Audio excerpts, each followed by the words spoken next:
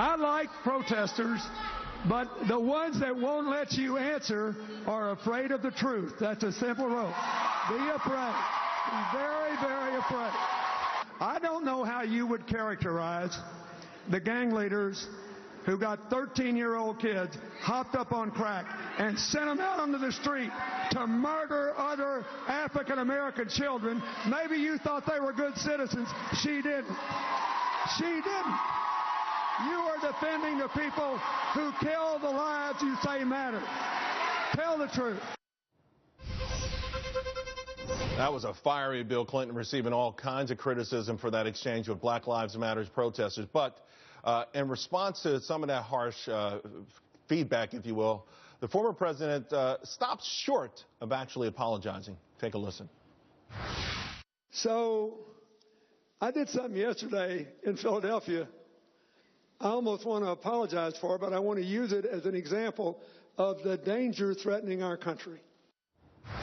Well, of course, he was attempting to defend both his own record and his wife's record. We'll see what happens with him on the political side, but I think it was brilliant. And joining me now is someone I think agrees, Sheriff David Clarke. Sheriff Clarke, when you saw a Democrat, his wife running for president, Bill Clinton, now saying to Black Lives Matter, something that we've heard very few politicians, certainly on the left, say, how did it make you feel? Charles, hell has frozen over. The man that the Congressional Black Caucus said was the first black president is now out parroting Sheriff David Clarke's narrative on this subversive group of renegades called Black Lives Matter. Bill told the truth, but he kind of stepped in it. I would love to be a fly on the wall the next time he and Mrs. Bill Clinton get together. She's out groveling before this group. She's out pandering to this group, trying to get their support, and then he comes along and tells the truth. But I'll tell you what, right now, and I'm a little surprised at this, that the GOP or the RNC isn't already running ads, just using that clip that you just played. And you don't do it in suburban areas, you do it in black areas, and you do it incessantly all the way through November. Here's what Bill Clinton thinks of Black Lives Matter. And yet, you know, I got to tell you, this aired during our show last night, Sheriff Clarke, and of course, I got a fair amount of negative feedback, and the replies anger me so much when black people say, hey, they're white criminals, and you know, this sort of, why don't we ever talk about white on white crime? We're talking about black genocide here. You know, the amount of black people that will kill each other in Chicago over the weekend. And we've got to be honest, in our neighborhoods, we do often glorify drug dealers and people like that. Oh, without a doubt. But, you know, that's easily swatted away. When you look at the rates of crime, you know, I know they like to bring this up that, you know, whites kill whites too. But if you look at the rates, what happens in the black community dwarfs what happens in other communities. But look, like I said, Bill Clinton told the truth.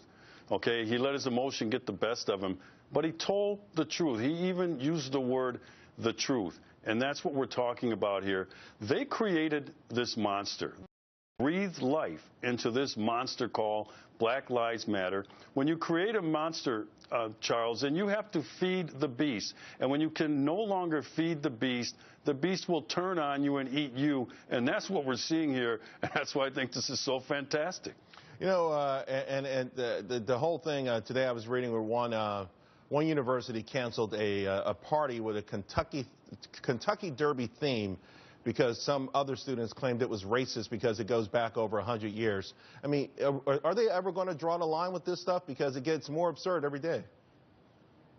It gets more absurd. Look, these snowflakes on these college campuses, they're offended by anything. They're offended by the fact that it might be cloudy in the morning, and so they'll find some reason. But the thing is, when you tolerate that stuff on these college campuses, when I say you, I'm talking about these college presidents and these boards, when they tolerate this stuff, they just continue to push. This is a totalitarian movement. This is a group of people that has no tolerance for anybody else's view. They're out looking for some phantom reason to be offended about something, and I think that it's high time that these university presidents get a pair of stones and start pushing back. Tell these students to get back to class, open a book, and start to learn something with the thousands and tens of thousands of dollars that they're spending for a college education, and deal with that other stuff, you know, on their own time. Before I let you go, you talked about the GOP repackaging Clinton's comments, showing him in black neighborhoods. Could there be a successful counter Black Lives Matter movement, a counter victimization movement within the black community that could be successful?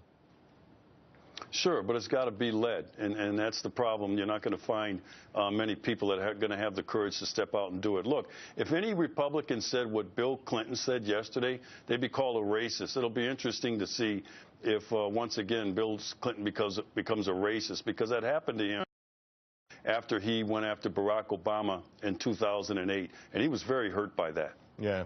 Dr. Sheriff Clarke, thanks a lot. Really appreciate every time you're